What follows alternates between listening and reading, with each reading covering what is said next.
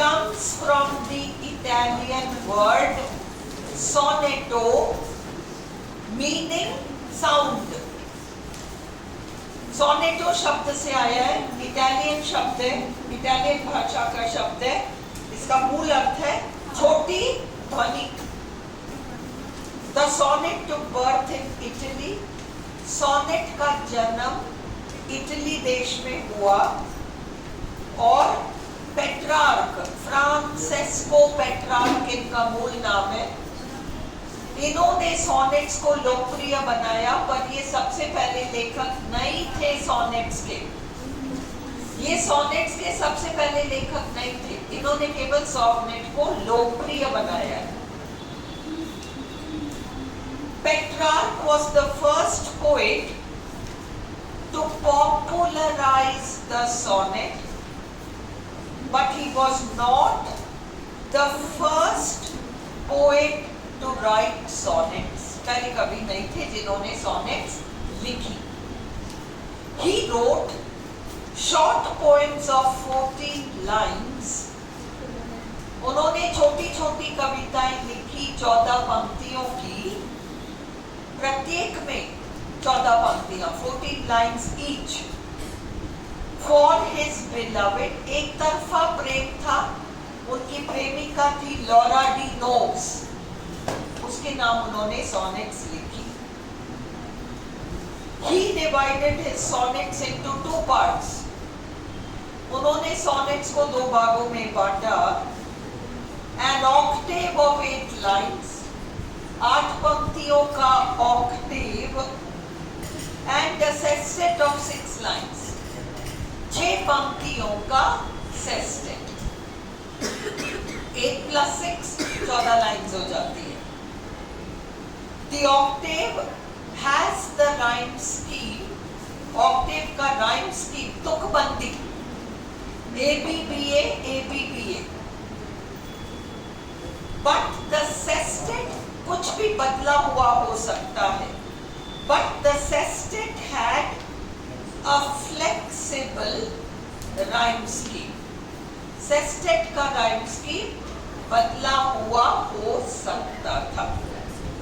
Flexible, लचीला, कुछ भी। जैसे ABBA तो फिक्स्ड है। ABBA क्या होता है? देखो 4 line, A B B A। Suppose मैं कहूँ जैक एंड जिल, तो लाइन जिल में एंड होता है तो हम A लगाएंगे। अगला लाइन है वेंट अप द हिल।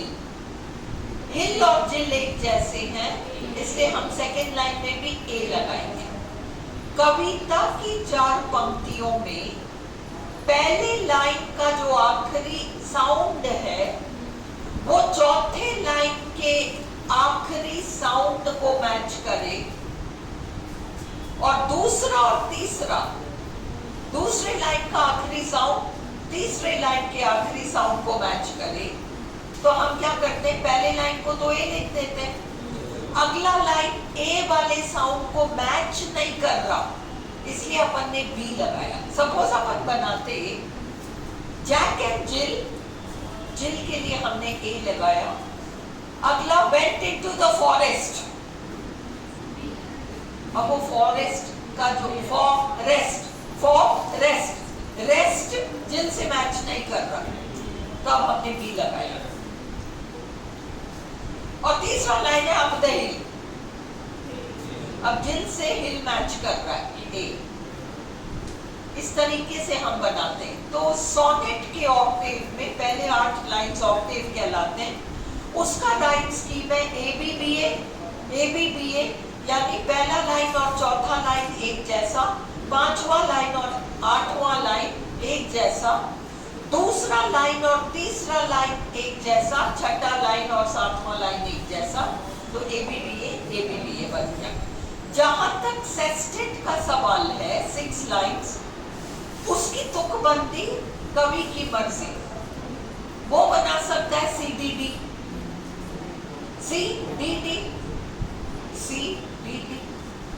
वो बना सकता है CDC,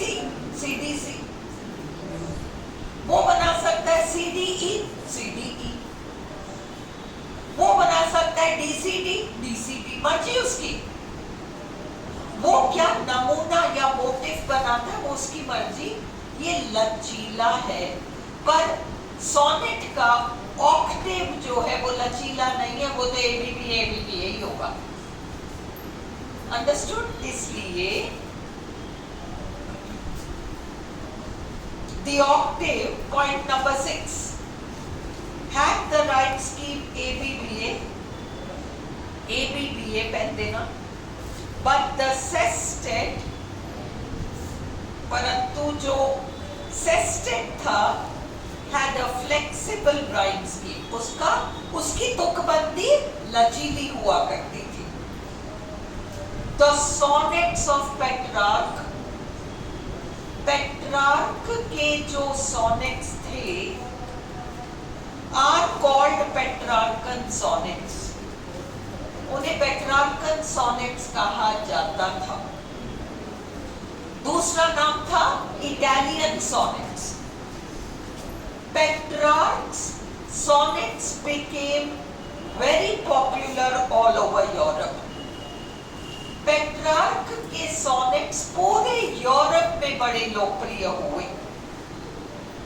इन इंग्लैंड नाम के देश में sir Thomas Wyatt was the first to write sonnets. England में सर थॉमस वायट नाम के जो सोनेट राइटर थे, पोएट थे, उन्होंने सबसे पहले सोनेट की परंपरा को अपनाया। He followed the Petrarchan model. उन्होंने पेट्रार्क की शैली को फॉलो किया and divided his sonnets. उन्होंने अपने sonnets को बांटा into an octave and a sestet. अब देखो वोल्टा, VOLTE, स्वर परिवर्तन, भाव परिवर्तन को वोल्टा कहते हैं। चेंज इन मूड को वोल्टा कहते हैं। चेंज इन मूड को वोल्टा कहते हैं। इन इंग्लैंड में द अर्ल ऑफ सरे नाम के जो राइटर हैं, टू रोट सॉनेट्स, उन्होंने भी सॉनेट्स लिखी। His sonnets were of a new style. उनकी सॉनेट्स बिल्कुल नई शैली की थी। उन्होंने क्या किया, 4 लाइन का एक चौपाई, जिसको इंग्लिश में क्वार्टेट कहते हैं, फिर दूसरे 4 लाइन्स का दूसरा चौपाई क्वार्टेट, और तीसरी चौपाई क्वार्टेट, 12 लाइन्स, और फिर एक दोहा कपलेट, 3 क्वार्टेट्स और एक कपलेट। ये किसने स्टार्ट किया? Sir Henry Howard earl of सरे ने स्टार्ट किया, पर वे लोकप्रिय लेखक कवि नहीं थे। शेक्सपियर ने इस पैटर्न को अपनाया, स्पेंसर ने भी इसको अपनाया, इसी पैटर्न को, और शेक्सपियर के नाम से ये प्रचलित हुआ और इसे शेक्सपियरियन सोनेट कहा गया। पर तुम्हें क्या याद रखना है, एक ही शैली में 3 लोगों ने लिखा है, 4, 4, 4 और 2। इस शैली में 3 कवियों ने लिखा है। सर हेनरी हॉवर्ड ने लिखा सबसे पहले, फिर एडमंड स्पेंसर ने लिखा, और उसके बाद शेक्सपियर ने लिखा। इस क्रम में तीनों ने लिखा है, सेम शैली, 4 लाइन्स, 4 लाइन्स, 4 लाइन्स, क्वार्टेट। फर्क क्या है? फर्क ये है कि स्पेंसर का जो राइम स्कीम था, अभी अपन ने देखा ना एबीबी वाला, वो सब कुछ भी नहीं था, तो चौपाई वाली शैली थी। एबी, बीसी, सीडी, ई, ये स्पेंसर था। एबी, बीसी, सीडी, ई। इसलिए क्योंकि उन्होंने अपने सारे सोनेट्स में इसी राइम स्कीम को फॉलो किया है, इसलिए ये राइम स्कीम ही उनके नाम से पॉपुलर हो गया। और उन्होंने जो सॉनेट्स लिखी वो एक अलग ही कैटेगरी में चले गए, स्पेंसरियन सॉनेट्स। उनके बाद आए शेक्सपियर ने, उनके बाद मतलब कुछ समय ही बाद समकालीन रहे हैं, बट फिर भी स्पेंसर की डेथ 1599 में हो गई और शेक्सपियर की डेथ 1616 में होगी। तो शेक्सपियर ने जो सॉनेट्स लिखी उन्होंने सेम शैली फॉलो की, पर उनका राइम स्कीम जी तक गया। इन्होंने तो ई पे खत्म कर दिया ना, उन्होंने जी तक इसको खींचा, तो उनकी राइम स्कीम बिल्कुल अलग हो गई। अंडरस्टूड? चलो, in England the Earl of Surrey too wrote sonnets. Earl of Surrey ने भी sonnets लिखी। His sonnets were of a new style. उनके sonnets बिल्कुल नई शैली में थी। सर थॉमस वायट जो थे और हेनरी हॉवर्ड जो थे were known as silver poets, ये याद रखो, were known as silver poets. इनको silver poets के नाम से जाना जाता था। However, his sonnets did not become popular. Henry Howard के sonnets लोकप्रिय नहीं हुए। He divided his sonnets into 3 quatrains of 4 lines each. उन्होंने अपने sonnets को 3 quatrains में बांटा, 4-4 पंक्तियों के, और अंत में दोहा with a concluding couplet. The great English dramatist William Shakespeare जो अंग्रेज नाटककार थे, also wrote sonnets. उन्होंने भी sonnets लिखी। He followed Surrey's model of the sonnet. उन्होंने सारे की शैली को फॉलो किया sonnets की, and this pattern or model came to be called the Shakespearean sonnet. और इसको शेक्सपियरियन सोनेट नाम दिया गया। शेक्सपियर के सोनेट का राइम स्कीम है ABAB, CD EFEF GG। समझ में आई? ABAB, फिर ABAB का कहीं नाम ही नहीं आएगा, CD फिर ABCD का नाम ही नहीं आएगा, EFEF, और दोहा होगा जी। अंडरस्टूड? ये फर्क है दोनों का। इस पर क्वेश्चन आने की पूरी संभावना है। प्लीज लर्न दिस, शेक्सपियर का राइम स्कीम और स्पेंसरियन राइम स्कीम।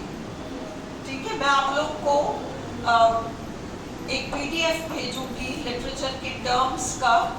हर चीज ये नहीं हो पाएगा कि हैंड रिटन फिर आप नोट्स करो। मैं आपको PDF अवेलेबल करा के उसको एक दिन बिठा के, इस सैटरडे में आउट ऑफ स्टेशन हूँ, बट कभी भी एक सैटरडे दोनों बैचेस को बिठा के वो 2-3 PDF में एक साथ निपटा दूंगी। लिटरेचर PDF है ना। एलजी के ऊपर क्वेश्चंस क्या पूछा जा सकता है ना, किसी भी सीजरा किसे कहते हैं, या वॉल्टा किसे कहते हैं, या मॉकेपिक किसे कहते हैं, या बैलेड किसे कहते हैं, या बैलेड स्टैंजा कौन सा होता है, या इस चीज को क्या कहते हैं। लिटरेचर रिलेटेड जो है 2-3 वेरी इंपॉर्टेंट PDFs में डाल दूंगी। एंड वो, क्योंकि देखो क्या होता क्या है, वीडियो चलने दो, कोई दिक्कत नहीं है। कल दिव्या ने मुझे कहा था कि एक अच्छी लिटरेचर बुक बता दो जिससे कि हम जैसे सॉनेट वगैरह छोटे छोटे रस्तोगी और गाइड्स में छोटे छोटे मिलते हैं, हमको थोड़ा डिटेल मिल जाए। बात ये होती है कि किसी भी एक बुक में आपको सब कुछ बहुत अच्छा नहीं मिलेगा। आपको क्या करना पड़ेगा, होशियारी से इस टॉपिक को इस बुक से ले लो, इस टॉपिक को इस बुक से ले लो, ये तो कर सकते हो, और उसमें मैं मदद कर सकती हूँ क्योंकि मेरे पास दुनिया भर की बुक्स हैं। तो जिसमें जो बेस्ट है उसका PDF में डाल दूंगी, फिर तुम लोग निकलवा लो, तुम पढ़ो। अगर मैं लिटरेचर पे इतना ध्यान दूंगी तो फिर तो ग्रामर नहीं हो पाएगा। तुम पढ़ो, तुम्हें डाउट आए तो मैं कहीं भी नहीं जा रही, तुम पूछोगे, इसमें वीडियो बना दूंगी। जो डाउट आ रहा है, इतना होमवर्क तो तुम भी कर सकते हो, है ना। तो मैं वो अवेलेबल कराऊंगी तुम्हें कल के कल, कम से कम 2 पीडीएफ्स मिल जाएंगे 4 ऑप्शंस वाले, 4 ऑप्शंस वाले लिटरेचर के ये जो टर्म्स हैं। तो 4 ऑप्शंस हैं, आंसर्स पीछे आंसर की है, तुम देखो, मैं उसको चेक करूंगी, अगर मुझे लगे कोई आंसर कहीं गड़बड़ है तो मैं उसका करेक्शन करा दूंगी क्लास में। तो तुम सेल्फ स्टडी इतना बहुत तो कर लो, फिर डाउट होगा तो भैया मैं यही हूँ, फिर कोई दिक्कत है ही नहीं ना। ये मत सोचो तुम्हारे ऊपर डाला जा रहा है एक्स्ट्रा लेबर, उतना सा कर लो, डाउट हो तो मैं हूँ, जो समझ में नहीं आएगा मैं समझाऊंगी, है ना। चलो, हाँ टाइम बचेगा हमारा बहुत सारा। शेक्सपियर रोट 154 सॉनेट्स, ताकि हम ग्रामर पे फोकस करें, हंसो मत आपस में। Shakespeare wrote 154 sonnets. Sonnets 1 to 126 were dedicated to his friend and patron W.H. अब ये देखो, शेक्सपियर ने तो लिख दिए 154 सॉनेट्स। क्या ये पॉसिबल है कि मैं आपको 154 सॉनेट्स क्लास में कराऊं? बिल्कुल पॉसिबल नहीं है। परंतु जो अच्छे एग्जाम्स हैं उनमें जो शेक्सपियर के सॉनेट्स के ऊपर प्रश्न पूछे गए, है ना, जैसे सॉनेट नंबर 18 उनका बड़ा फेमस है, या कोई और उनका सॉनेट बड़ा फेमस है, उन पर कहीं कहीं किसी उसमें क्वेश्चन पूछा है, उसके ऊपर मैं एक क्वेश्चन पेपर बना के आपको अवेलेबल करा दूंगी विद द आंसर की, तो तुम इसको तो सेल्फ स्टडी कर सकते हो। एवरीडे लिटरेचर को कम से कम आधा घंटा दो, एवरीडे आधा घंटा दो। फॉर्म्स खुल रहे हैं, दोबारा फॉर्म्स भर रहे हैं, एग्जाम लेट होगा, वो सब अपनी जगह, पर तुम अपनी स्टडी रेगुलरली रखो, चाहे कुछ भी हो जाए। Everyday half an hour literature को देना है। ग्रामर तो अपन क्लास में भी कर रहे हैं, लिटरेचर भी करेंगे, इससे है ना। तो sonnets 127 to 154 were dedicated to a dark lady। 1 से 126 तक तो मित्र के नाम है WH, और 127 से 154 तक डार्क लेडी को संबोधित किया है, who was an attendant at the Queen's Court, जो महारानी के दरबार में सेविका का काम करती थी, दासी type. Another great sonnet writer of the Elizabethan age was Edmund Spenser। Edmund Spenser भी महान sonnet writer रहे हैं। He was known as the poet of poets।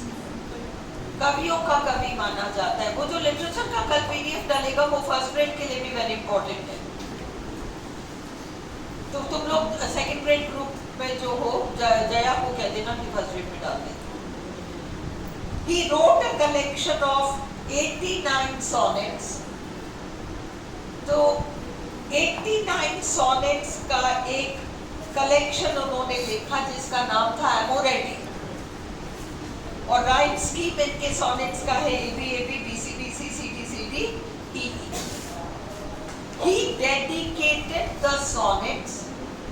उन्होंने सॉनेट्स को समर्पित किया टू एलिजाबेथ बॉयल। बाद में उन्होंने उससे शादी कर ली। He later married her।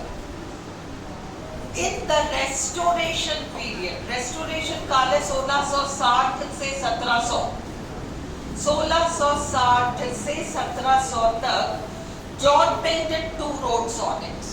John Milton ने भी सॉनेट्स लिखी। He followed the Petrarchan model।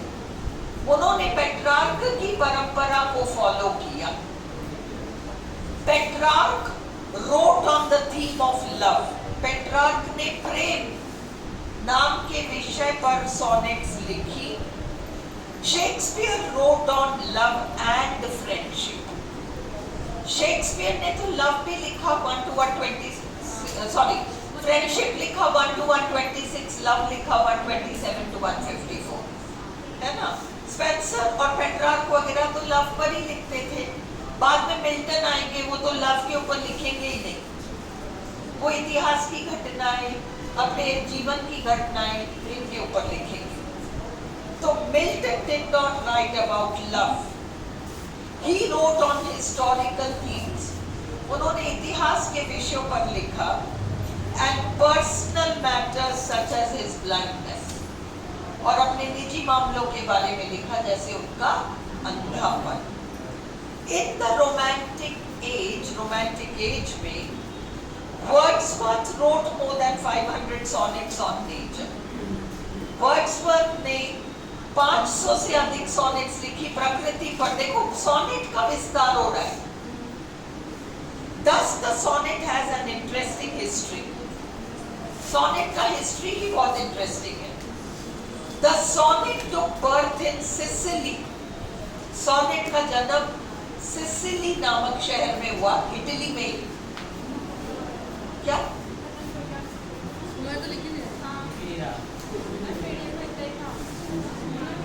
नहीं, चार पॉइंट्स और है, तो कोई बात नहीं, एक्स्ट्रा में लिख लो, कहीं एक्स्ट्रा में लिख लो. सोनेट्स एक्स्ट्रा पॉइंट्स लिख लो. सोनेट एक्स्ट्रा पॉइंट्स लिख लो. फर्स्ट पॉइंट है the sonnet took birth in the sonnet took birth in Sicily. Sicily. Sicily bracket Italy, bracket Italy. अगला point, the 13th century. Next point, the 13th century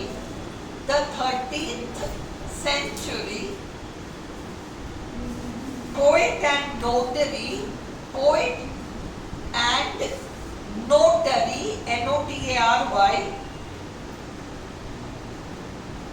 Giacomo Giacomo da Lentini, capital Lentini. दोबारा बोलूं spelling, Giacomo da Lentini Lentini is credited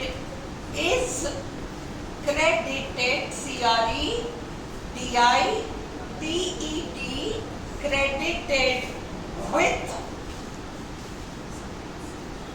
the invention of the sonnet. The invention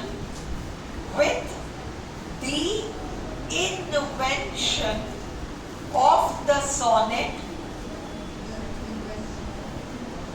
for expressing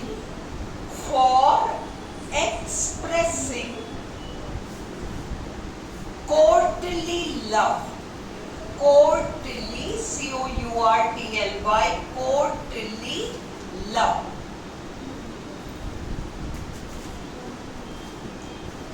अगला, the sonnets of G.M. Hopkins, the sonnets of G.M. Hopkins, the sonnets of G.M. Hopkins are known as curtal sonnet. C-U-R-T-A-L, curtal sonnet, as they are made up of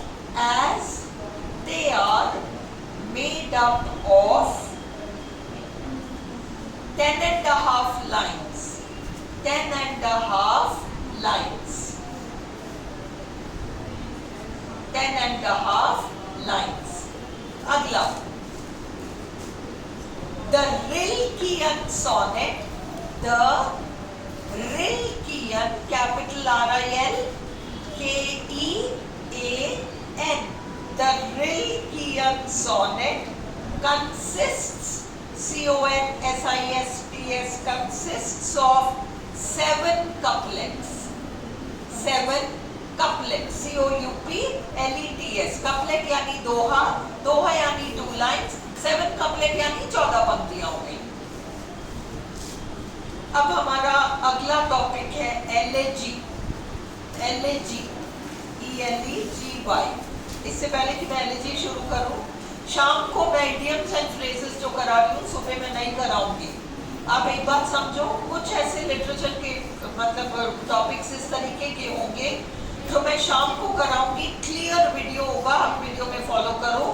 कुछ चीजें मैं सुबह करा रही हूँ जो शाम को नहीं हो पाएगा, आपको वीडियो से, शाम वालों को वीडियो से फॉलो करना पड़ेगा, वो बिल्कुल शेड रहेगा। क्यों? क्योंकि इडियम्स एंड फ्रेजेस मैंने इंग्लिश में भी दे रखा है, हिंदी में भी दे रखा है, रीडिंग ही तो लगवा रही हूँ, उसको मैं सुबह बिठा के आपको कराऊँ, कोई सेंस ही नहीं है। वो टाइम हम एक्सरसाइजेस को दे सकते हैं, एक्सरसाइज करना बहुत जरूरी है ना, तो इसलिए हम एक्सरसाइजेस को देंगे। मैं कंबाइंड टेस्ट लूंगी। मैंने परसों जो 50 इडियम्स एंड फ्रेजेस का एक शीट भेजा है ग्रुप में, तेज सिंह ने डाला है, उसके ऊपर एक टेस्ट होगा, आपको सारे हिंदी मीनिंग्स अवेलेबल हैं, आप टेस्ट की तैयारी करो, मैं नेक्स्ट वीक कभी भी ले लूँ, घर पे करना है टेस्ट आपको, है ना, आंसर की मिल जाएगी, क्लास नहीं छूटेगी उसकी वजह से। एलेजी, शोक गीत, शोक गीत, सबसे पहले समझो एलेजी और डर्ज में अंतर। एल क्या हुआ, कर लिया ऐसे, क्यों नहीं लिखते हो तुम लोग घर पे?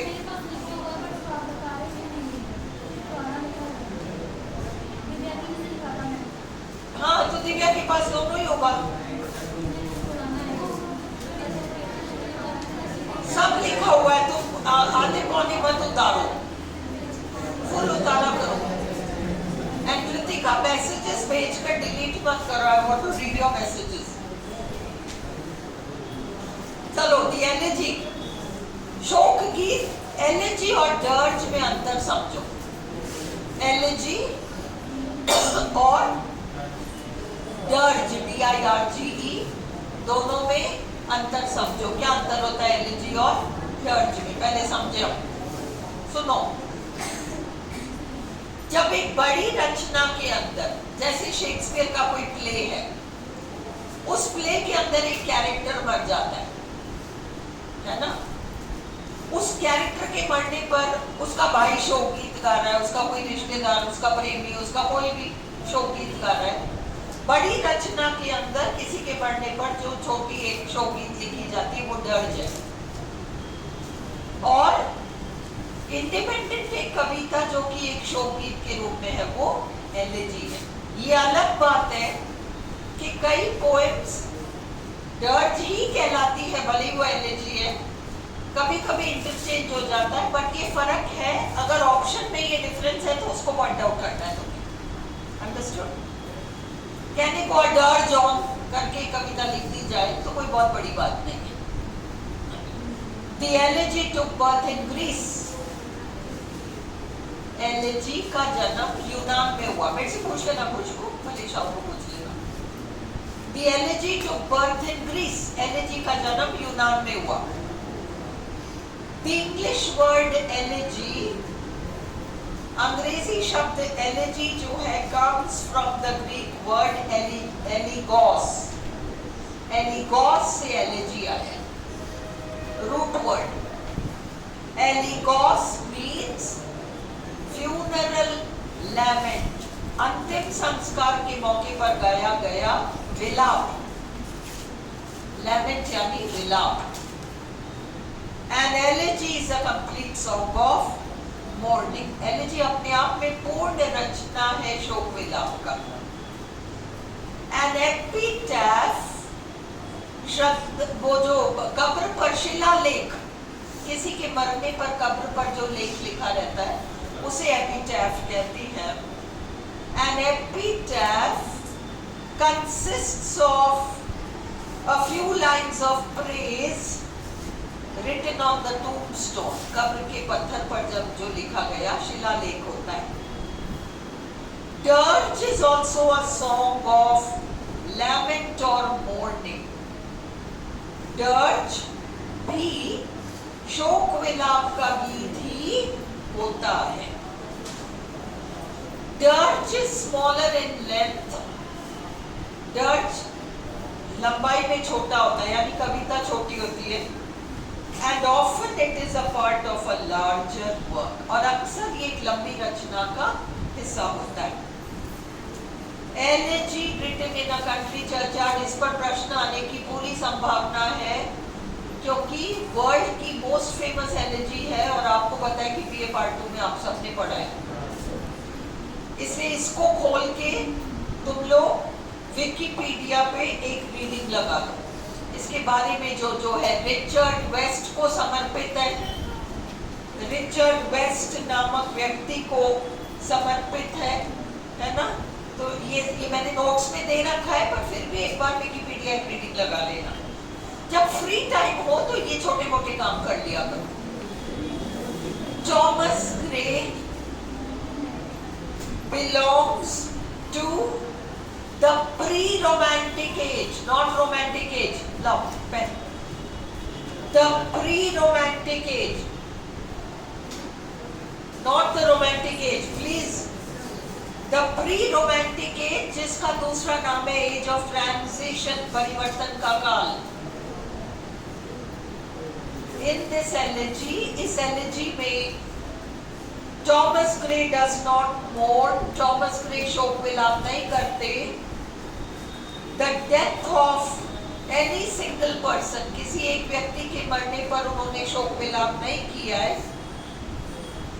Rather he mourns the death of all the villagers of the hamlet. गांव, hamlet, गांव के सभी बड़े बुजुर्ग छोटे जो असामयिक मृत्यु या समय बुढ़ापा का मृत्यु, मरे हुए सारे लोगों के ऊपर ये एलिजी है, किसी एक व्यक्ति विशेष के ऊपर नहीं है। समर्पित एक व्यक्ति को है, समर्पित एक को है, पर लिखा अनेकों के ऊपर है। In this elegy शोकगीत में Thomas Gray has written his own epitaph. दो बहुत मुख्य बातें हैं elegy written in a country churchyard के बारे में। एक तो उन्होंने एक व्यक्ति के मरने पर नहीं लिखा, सारे गांव के बारे में लिखा। दूसरा, उन्होंने खुद ही के मृत्यु के ऊपर, मैं मरूंगा तो मेरे कब, सोना तुम लंबी पढ़ती हो तो मैं पीछे वालों को देख नहीं पाती एक्चुअली। तुम लोगों को कल से सीट एक्सचेंज कर लेना, शिवानी को इस तरफ ले आओ, है ना, ताकि मैं पीछे वालों को देख सकूं। मैं कितना ही लूं, मुझे बीच का कोई सुनीता नहीं दिखेगी, कोई ना कोई तो नहीं दिखेगा, और फिर वो मैं वीडियो में ही नहीं आऊंगी तो और भी मुश्किल हो जाएगा। रिकॉर्डिंग वेस्ट हो जाएगी। ओके, दूसरी खासियत क्या है इस एलिजी में, थॉमस ग्रे ने खुद के मरने पर अपने जीवन काल में ही लिख दिया कि जब मैं मरूंगा मेरा कब्र होगा, उस पर ये शिला होगी, उस पे ये लेख लिखा होगा। ये भी खुद ही ने खुद के लिए लिख दिया, और जब वे मरे तो वो जाकर उनके कब्र के उस शिला पर लिखा भी गया। ओके, ये है। तुम्हारे बीए के कोर्स में से दो ऐसे कवि हैं, एक तो ये थॉमस ग्रे है, उन्होंने तो अपने खुद के मृत्यु का वो लिख ही दिया, वो एक अलग बात है। एक और का नाम कल हमने पढ़ा था, रूपर्ट ब्रुक, जिन्होंने द सोल्जर नाम का पोएट लिखा था। उनकी कविता की वॉर पोइट्री है, वॉर पोएट है रूपर्ट ब्रुक। उनकी जो वॉर पोइट्री है, एक बहुत फेमस पोएम है द सोल्जर, जो आपके बीए फाइनल में चलता है। उसके जो फर्स्ट 3 लाइन्स हैं, बाय चांस उन्हीं 3 लाइन्स को उनके मरने पर उनके कब्र पर जो शिला थी उस पर लिखा गया। If I should die, think only this of me, that there is some corner of a foreign field that is forever England। ये उस सोनेट की फर्स्ट 3 लाइन्स हैं। रूपर्ट ब्रुक ने ये नहीं कहा मैं मर जाऊं तो मेरे कब्र पे ये लिखा होगा। थॉमस ग्रे ने तो कहा जब मैं मरूंगा मेरे कब्र पे ये लिखा होगा। रूपर्ट ब्रुक ने ऐसा कुछ नहीं कहा, पर उनकी सोनेट 1914 में लिखी गई। 1915 में युद्ध के दौरान में खुद ही मर गए, ऐसा लगा जैसे उन्होंने खुद की मौत की भविष्यवाणी कर दी। इसलिए उनके उस सोनेट की फर्स्ट 3 लाइन्स जो इतनी लोकप्रिय हुई, उनके कब्र पर लिखा गया। उनके कहने पर नहीं, लोगों ने लिख दिया।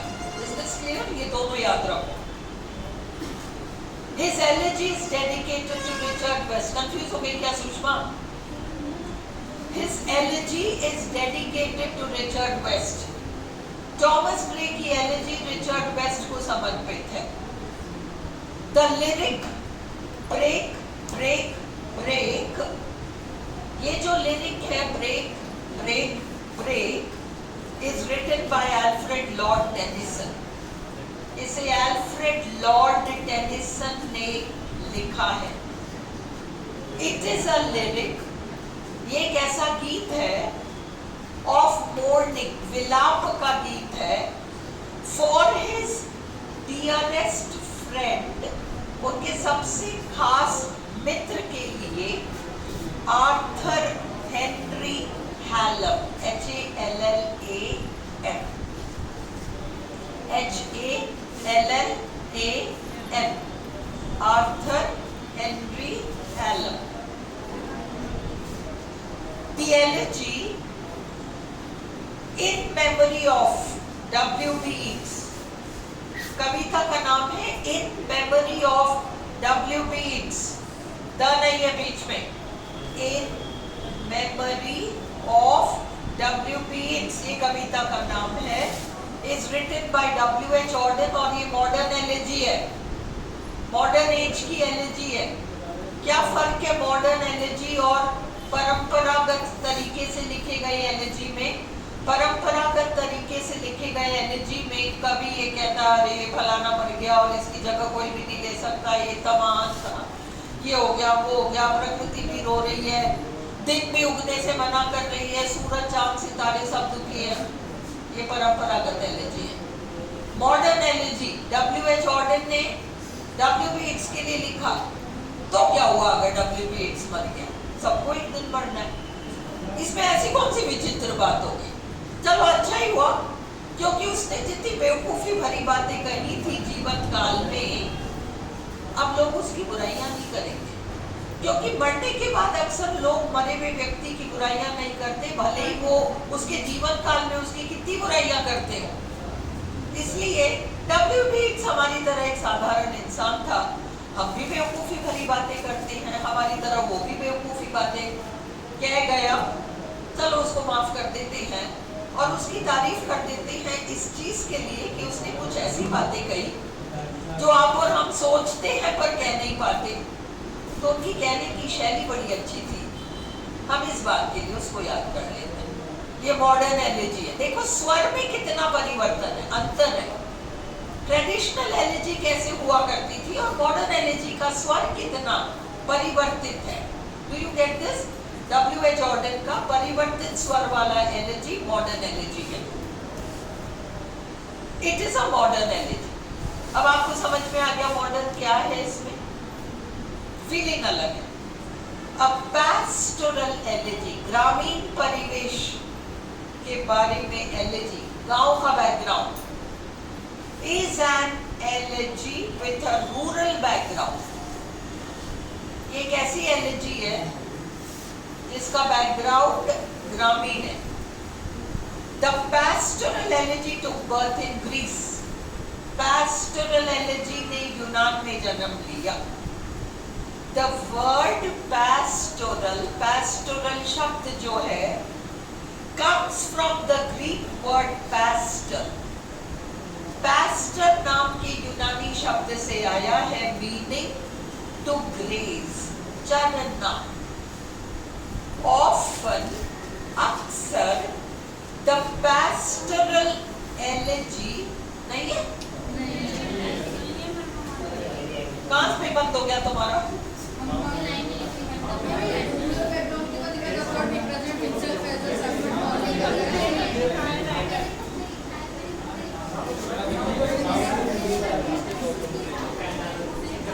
One second. A pastoral elegy is an elegy with a rural background. Yes, ma'am. यहाँ तक है? उसके बाद ये लाइन नहीं है, the pastoral elegy took birth in Greece। ये भी नहीं है, the word pastoral comes from the Greek word pastor meaning to graze। ये भी नहीं, often the pastoral elegy features shepherds। The famous writers of pastoral elegy are Moshoes and Bion। ये भी नहीं है। The theme of elegy is loss and the tone of elegy is sorrow। Elegies are of two kinds, personal elegy and impersonal elegy। ऐसा है, extra points लिख के लिखो। तो तुम लोग एक बुक को देख के कह रहे हो कि इसमें इतने कम पॉइंट्स हैं, हमको एडिशनल पॉइंट्स चाहिए, तो जब मैं ही तुम्हें एडिशनल पॉइंट्स दे रही हूँ तो लिख लो ना, लिख लो, आलस मत करो। एक दिन और लिटरेचर खुल जाएगा, कोई बात नहीं, आयुष एक दिन और पेशेंस रख ले। मैं कोशिश करूंगी आज ही खत्म करने की, ऐसी बात नहीं है, मैं कोशिश यही करूंगी कि मैं आज ही निपटा दूं, चिंता मत करो, है ना। बट ऐसे छूट छाट रहा है तो बहुत सारा टाइम जा रहा है ना। चलो बैकग्राउंड के बाद एक्स्ट्रा पॉइंट्स एलर्जी लिख लो, कुछ भी मत छोड़ो, एक्स्ट्रा पॉइंट्स एलर्जी लिख लो। लिखा है मेघाली के पास? क्योंकि तुमने शाम वाला भी लिखा है, सुबह वाला भी लिखा है। तुम लोगों ने घास काटा है, सुबह का शाम वालों ने नहीं लिखा है, शाम का सुबह वालों ने नहीं लिखा है। और मैंने क्या किया, एक्सटेम्पोरी लिखा है, ये तो नहीं ना कागज से लिखा, तो इसलिए वो दोनों के पास अलग अलग, पर मैटर वही है। लिखो द एक्स्ट्रा पॉइंट्स, लिखो और लिखो pastoral elegy extra points, pastoral elegy extra points. The pastoral elegy, the pastoral elegy, the pastoral elegy took birth in Greece, took birth in Greece, took birth in Greece, Greece. इसका मतलब क्या हुआ कि pastoral elegy का जन्म यूनान में हुआ। अगला, the word pastoral, the word pastoral, pastoral शब्द, the word pastoral comes from the Greek word, comes from the Greek word pastor, P-A-S-T-O-R, underline कर लो pastor को, meaning to graze, to graze, G-R-A-Z-E, G-R-A-Z-E, meaning to graze, G-R-A-Z-E.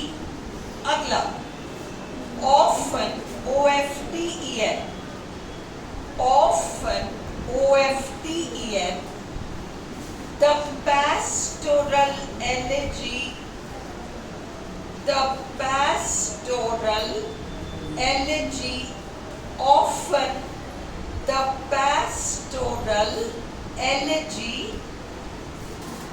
features shepherds, features, F-E-A-T-U-R-E-S, features shepherds, features shepherds, S-H-E-P-H-E-R-D-S.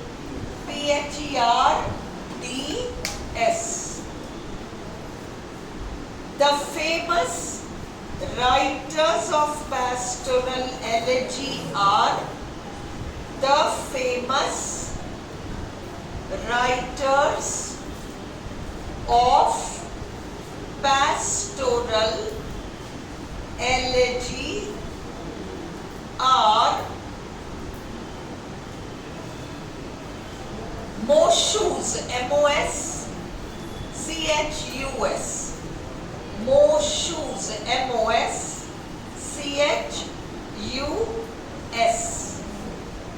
and Bion, capital B-I-O-N, B-I-O-N.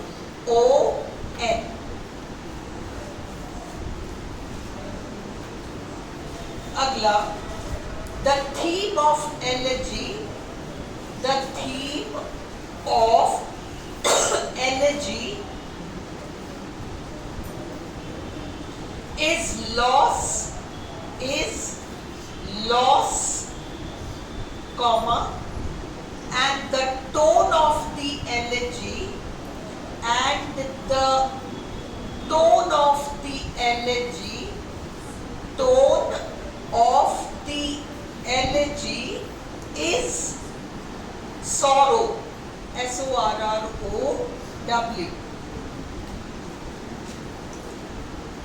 अगला, elegies are of two kinds. Elegies are of two kinds. Are of two kinds. Dash लगाकर personal elegy, personal PERSONAL, personal elegy and impersonal elegy. Impersonal,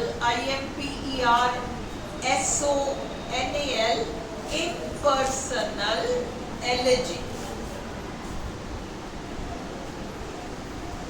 अगला, in a personal elegy, in a personal elegy, in a personal elegy, comma, the poet laments, the poet laments, LAMENTS, the death of some particular person, some particular person,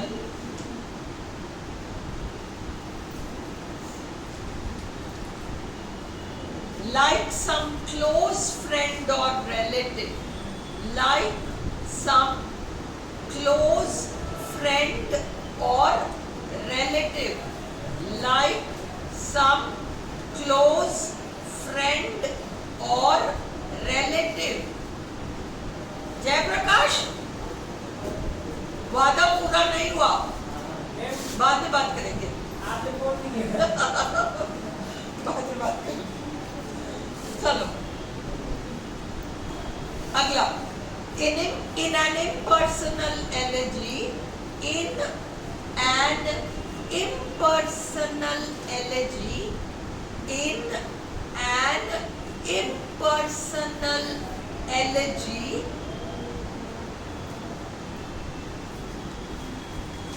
the poet grieves, the poet grieves, GRIEVES, the poet grieves, GRIEVES, over human destiny, DESTINY, or over some aspect, ASPECT, of contemporary, CONTEMPORARY,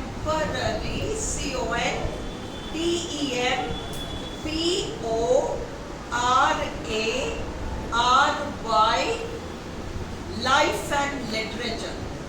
अब पूरा हो गया। ये है तुम लोग के पास in Greek and Roman times, ये सबके पास है। In Greek and Roman times, elegy denoted any poem written in elegy at meter. क्यों नहीं है? ये मैंने लिखा रखा है। जॉर्ज वर्ड ये है, ये नहीं है। किसके पास नहीं है? कितनों के पास नहीं है? क्यों नहीं है? ऐसे कैसे हो सकता है? तुमने उतारा नहीं है, लिख रखा है, देखो।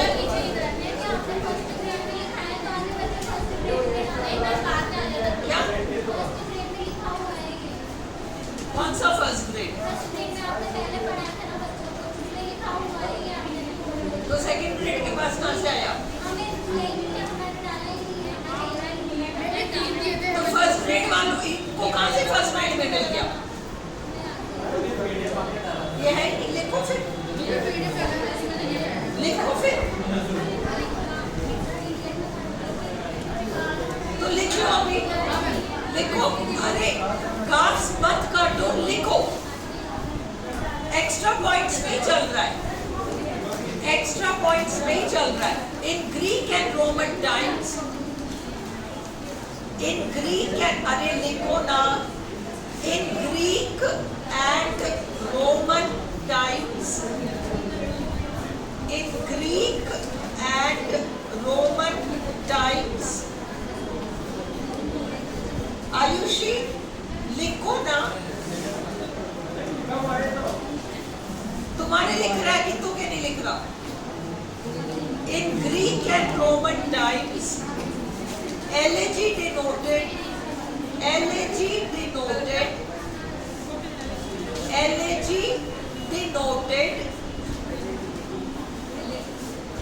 any poem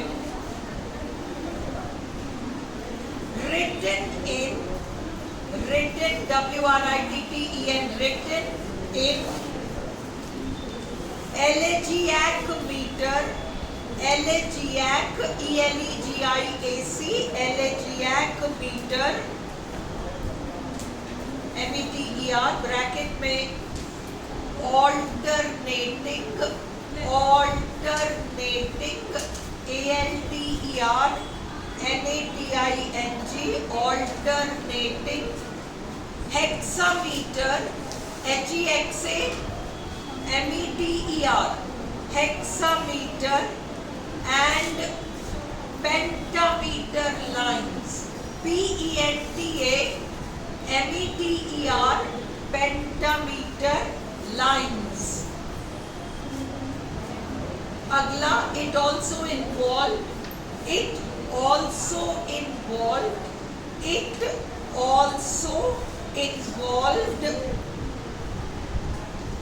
the subject matter of change and loss, of change, C-H-A-N-G-E, change, and loss, L-O-S-S, of change and loss. अगला, in the 17th century,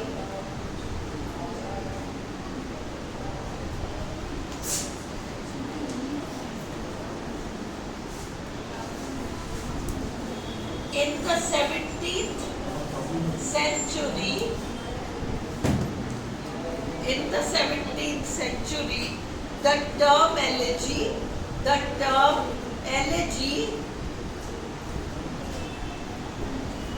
began to be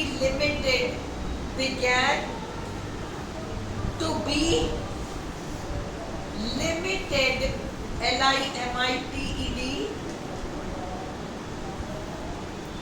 to its most common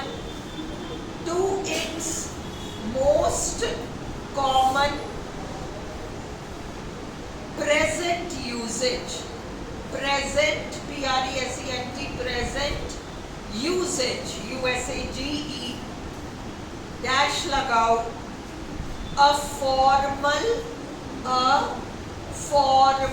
F-O-R-M-A-L, and sustained, S-U-S-T-A-I-N-E-D, sustained lament in verse, lament, L-A-M-E-N-T, in verse, V-E-R-S-E, comma, for the death of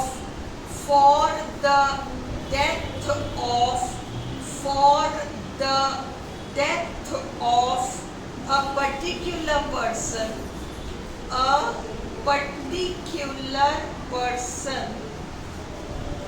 comma, usually ending in a consolation,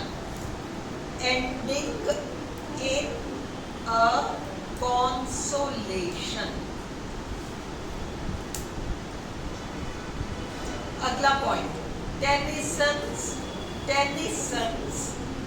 Tennyson's in memoriam, M-E-M-O-R-I-A-M, Tennyson's in memoriam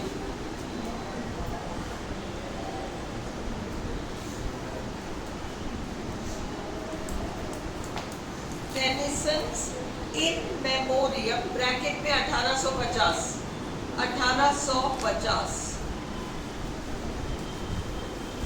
on the death of on the comma के बाद on the death of Arthur Hallam, on the death of Arthur Hallam,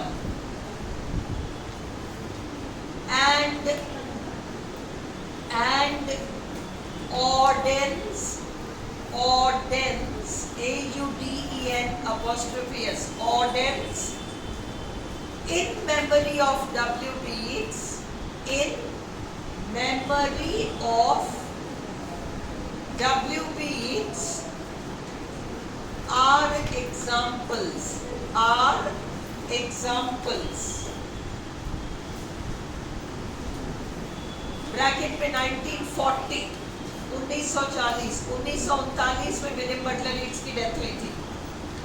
अगला point, perhaps the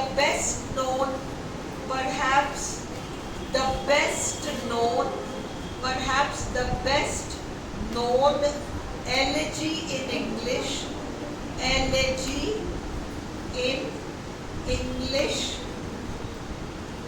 is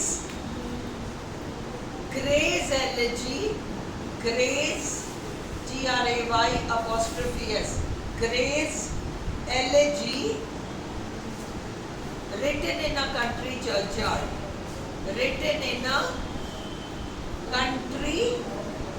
churchyard, bracket में 1757, 1757।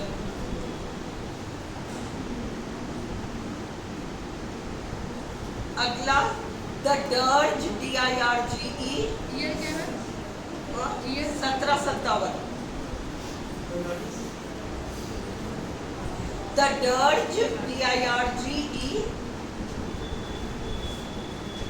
is also a versified expression, a versified expression, V-E-R-S-I-F-I-E-D, expression of grief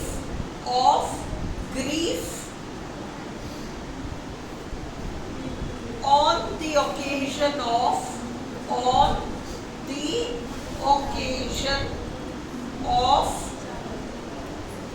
a particular person's death, a particular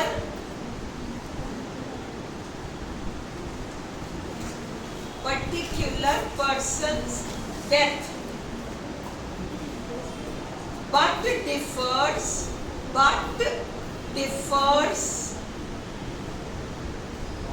from the elegy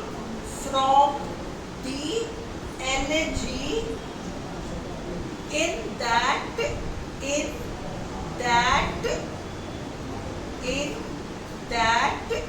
comma, it is short,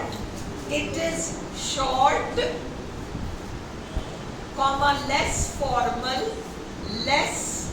formal, comma, and is usually represented, ये सारी चीजें actually मैं समझा चुकी हूँ, usually represented as a text to be sung,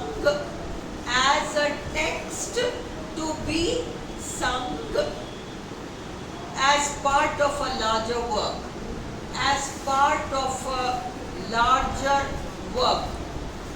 Last point, an important subtype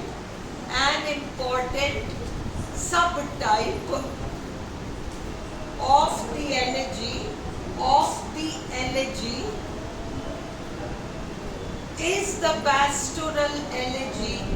is the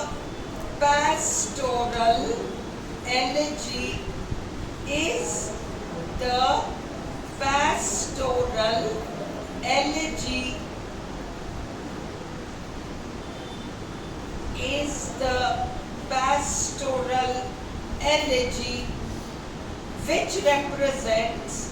which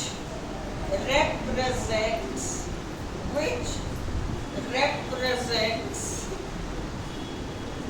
the dead person and the mourners, mourners, mourners as shepherds. Shepherds. Full stop. The Latin word for shepherd is pastor. The Latin word for shepherd, is pastor. P-A-S-T-O-R. चलो मैं समझा देती हूँ. The pastoral elegy took birth in Greece. Pastoral elegy का जन्म यूनान में हुआ. The word pastoral शब्द pastor से आया है, comes from the Greek word pastor meaning to graze, चराना. Often the pastoral elegy, अक्सर pastoral elegy features shepherds, उसमें shepherds हुआ करते हैं. The famous writers of pastoral elegy are Moschus और Bion, है ना, ये पुराने लेखक हैं. The theme of the elegy is loss, खो देना, and the tone of the elegy is sorrow. Elegy का स्वर दुख भरा होता है. Elegies are of two kinds, दो तरह के elegies. Personal, जिसमें खुद किसी व्यक्ति के मरने पर होता है, and impersonal, general elegy. In a personal elegy में the poet laments, कवि शोक विलाप करता है, the death of some particular person, किसी व्यक्ति विशेष के मरने पर, like some close friend or relative, किसी मित्र का मरना, किसी रिश्तेदार का मरना. In an impersonal elegy में the poet grieves, कवि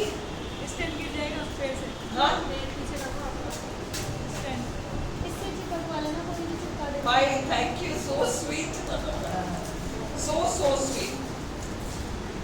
In an impersonal elegy, the poet grieves over human destiny, मनुष्य के भाग्य के ऊपर दुख मनाता है, or over some aspect of contemporary life, समकालीन जीवन के ऊपर, literature वगैरह, साहित्य जो कि पहले चलता था आज खत्म हो गया है, इस तरह की बातें. In Greek and Roman times, Greek और रोमन काल में elegy denoted, elegy दर्शाता था any poem written in elegiac meter. Elegiac meter नाम के छंद में लिखी गई कविता, alternating hexameter and pentameter lines. Hexameter 12 पंक्तियां, pentameter 10 पंक्तियां. एक लाइन 12 पंक्तियां नहीं, 12 syllables, 12 टुकड़ियां, not पंक्तियां, टुकड़ियां. 12 टुकड़ियां, 10 टुकड़ियां. Today 2 टुकड़ी है. ऐसे 12 टुकड़ियां एक लाइन में, 10 टुकड़ी एक लाइन में. It also involved the subject matter of change and loss. Change and loss का भी वर्णन इसमें किया जाता था. In the 17th century, 17वीं शताब्दी में, the term elegy began to be limited. Elegy शब्द सीमित हो गया to its most common present usage. आज के ज़माने में हम जैसे इसको यूज करते हैं. A formal and sustained lament, एक औपचारिक और लगातार चलने वाला विलाप, in verse, कविता में, for the death of a particular person, एक खास व्यक्ति के मरने पर, usually ending in a consolation, अंत में consolation, उसको सांत्वना देना. Tennyson's in memoriam, टेनिसन की कविता in memoriam, जो उनके दोस्त की मृत्यु पर लिखी गई, on the death of Arthur Hallam, and Auden's in memory of W.B. Yeats are examples. ये उदाहरण है. 1940 में लिखा गया है poem. Perhaps the best known elegy in English, सबसे जानी मानी elegy English में, is Gray's elegy written in a country churchyard 1757 में लिखा गया। द डर्ज मैंने समझा दिया है आपको, और ये भी समझा दिया कि पैस्टोरल एलेजी जो है पैस्टोरल शब्द से आया है। ये भी हम समझ चुके हैं कि डर्ज क्या है, एक लंबी रचना के अंदर। अब ड्रामा देखो और मुझे बताओ कि ये तो कंप्लीट है ना, अभी मैं करा सकती हूँ अभी। What is drama? हाँ, और ये चल रहा है फिर ग्रीक ट्रेजेडीज, और उसके बाद आपके पास एलिजाबेथन ड्रामा है, और फिर ड्रामा टर्म्स हैं, और फिर फ्रेटेक्स पिरामिड है। यहाँ तक है? करा दूं? शिवानी तू बीच में उठ के जाएगी या रुकेगी? रुकेगी ना तो मुझे घर छोड़ेगी यार, चप्पल टूट गई है ना। ये क्विक फिक्स लाई है बट मुझे नहीं लगता। हाँ?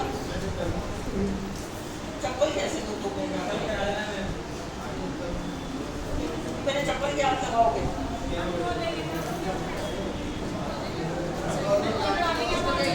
हाँ? मेरी चप्पल को हाथ लगा। लो ड्रामा,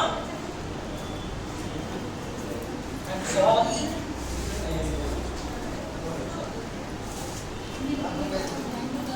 what is drama?